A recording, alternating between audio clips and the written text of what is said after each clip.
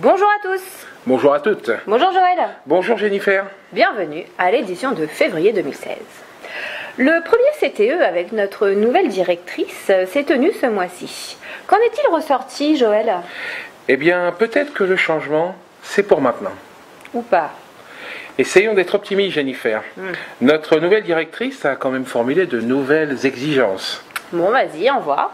Eh bien, en premier lieu, elle a pris connaissance de différents dysfonctionnements dans l'établissement. C'est étonnant. Et donc, que propose-t-elle? Alors, elle exige que dès lors qu'il y aura un nouveau projet ou une nouvelle réorganisation de service, les équipes concernées doivent y participer. Oula! Oui, et qu'ensuite soit faite une présentation aux organisations syndicales avant le passage aux instances. En gros, c'est la normalité qu'elle exige. D'accord. Bon, quand même, le positif, c'est qu'on va arrêter de mettre la charrue avant les bœufs. C'est ça. En parlant de la charrue avant les bœufs, Oui? où en sommes-nous du projet de restructuration de la pédiatrie, de la néonate et de la diabéto? Oui, effectivement, ce fut deux gros sujets du CTE. Eh bien, ces restructurations qui visent à transformer des lits en diabéto et en supprimer en pédiatrie et néonatologie ont pour conséquence une mutualisation des agents, entraînant des suppressions de postes.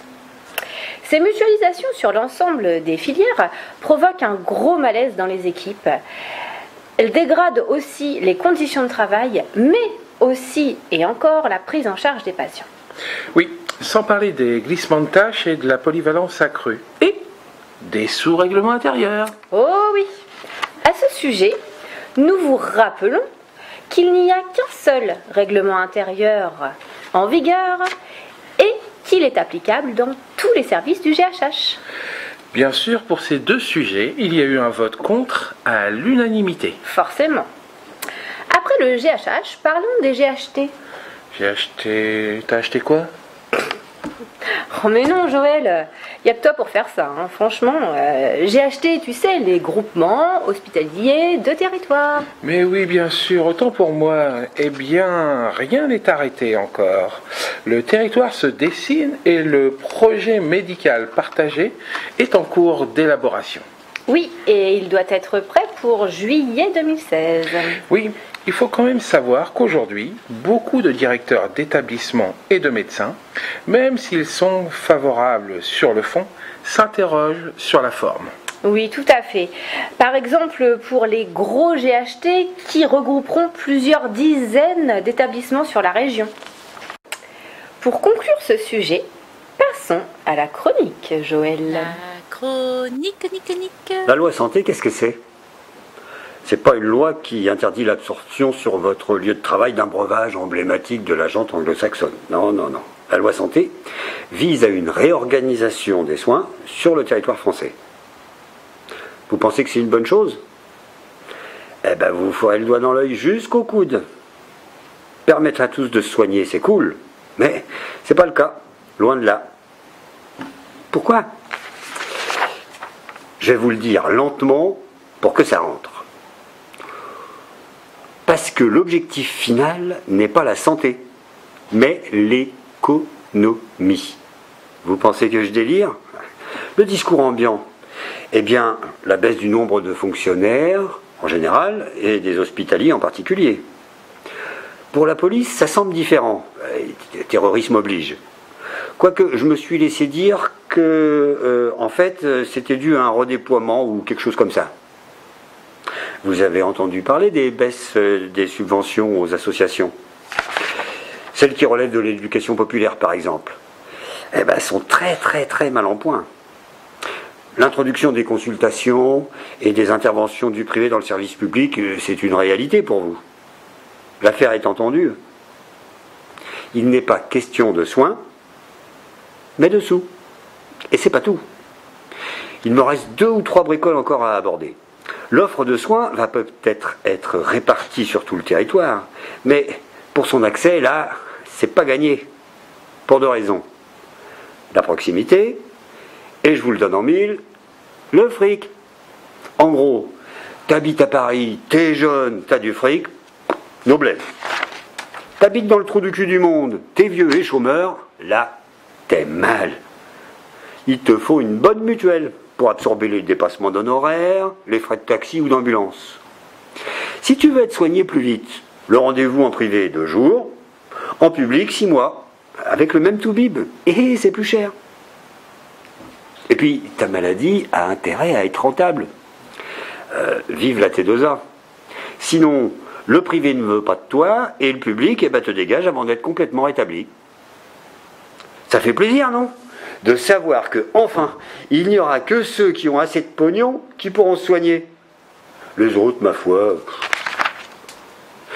Les agents hospitaliers sont-ils aussi concernés par la loi santé ?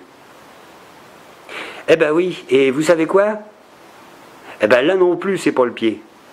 D'abord, réduction des effectifs. Allez, des chiffres. Entre 2013 et 2014, 20 000 suppressions de postes dans la fonction publique hospitalière. Et un effort supplémentaire va être demandé sur les années à venir. C'est pour moi qui le dis, c'est notre ancien directeur. Pas besoin d'en faire des tonnes, hein. Êtes-vous assez nombreux dans vos services ? Si c'est oui, bon, arrêtez de regarder, tout va bien. Ben si c'est non, j'ai rien à rajouter. Les faits sont là et sont têtus. Ensuite, création des GHT. Groupement hospitalier de territoire, avec un projet médical commun, géré au plus près par l'ARS. Ça pourrait être bien, mais non. Le but de ce dispositif, loin de permettre à tous d'être soignés, est mis en place pour faire des économies. C'est nouveau, non ? Dans ces conditions, est-il absurde d'imaginer que les agents de chaque hôpital public soient invités, contraints à se déplacer vers d'autres structures, ponctuellement ou définitivement ? Pour les médecins, mutualiser la pénurie médicale, ça reste de la pénurie médicale. Et les services ? Ceux qu'il faut fermer, ceux qui vont fermer, ceux qu'il faut regrouper, ceux qui vont être regroupés. Ouais, mais nous, on est trop grands, ou alors on est trop éloigné des grands hôpitaux. Rappelez-vous, ce qui compte, ce n'est pas de soigner la population, mais c'est de faire des économies et de privilégier, en passant, les structures privées. Ah, j'oubliais un détail. Les GHT vont être gérés par l'ARS, ce qui fait que la direction, aussi bienveillante soit-elle, si, il y en a, enfin je crois, ne pourra que faire avec. Ce qui fait que les syndicats discuteront avec quelqu'un d'impuissant. Vive le dialogue social. Alors quoi ? J'ai une solution. L'oignon fait la force pour éviter de l'avoir dedans. Aïe. Comme tu dis.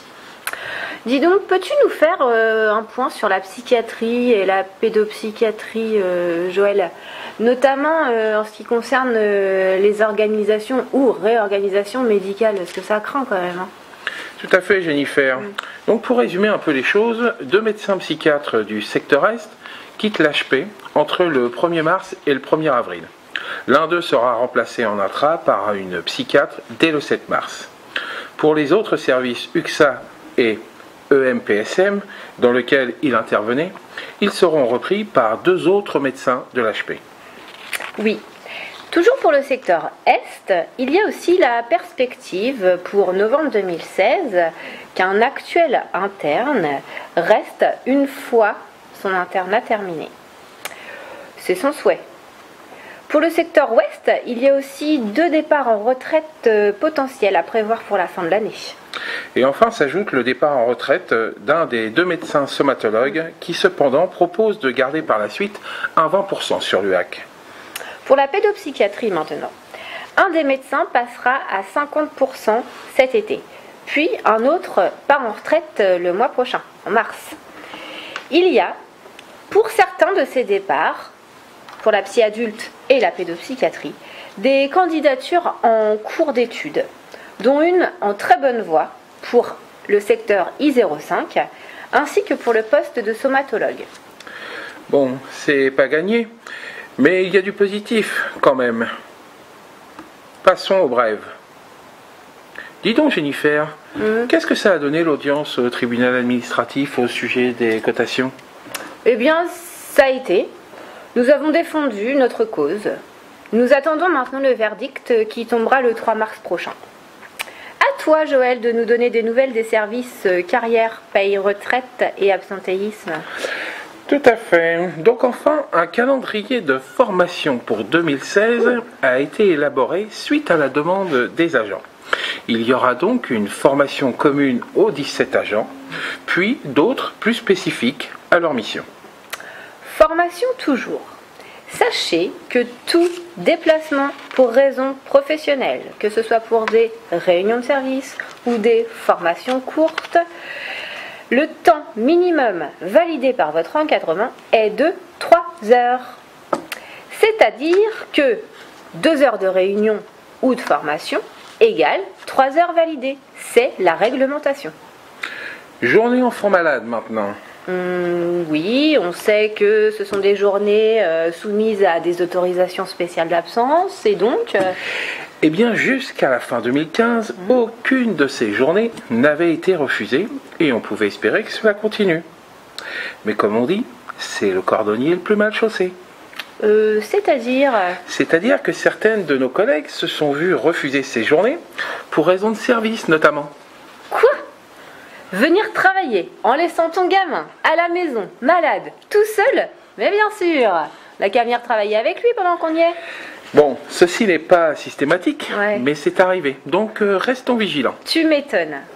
Un point pour nos collègues contractuels susceptibles de toucher l'APE, allocation de perte d'emploi. Oui, il faut savoir qu'un délai minimum de 2 mois est à prévoir pour la percevoir, car elles sont versées à terme échu et nécessitent 1 mois d'instruction pour le dossier. Oui, et le DRH nous fait part aussi que des avances sont possibles. Cependant, nous avons demandé à la direction d'être beaucoup plus vigilante sur les erreurs de versement, entraînant des trop-perçus à rembourser pour ces contractuels. Urgence maintenant. La prime 3 quartos ne sera pas attribuée aux agents. Même si les critères peuvent paraître adaptés, la direction se réfère à la DGOS qui n'a jamais accordé cette prime à un service d'urgence au préalable. Nous avons donc soumis l'idée à la direction d'être précurseur et innovante en l'attribuant. Pour terminer, nous signalons aux ASH de l'hôpital désirant devenir AS que des épreuves auront lieu le 21 avril prochain. Et enfin, pour votre information, une journée d'action des retraites aura lieu le 10 mars prochain. Ce journal est terminé. Nous vous donnons rendez-vous le mois prochain. Au revoir Joël. Au revoir Jennifer. Et n'oubliez pas, sur le net et dans la rue, la lutte continue.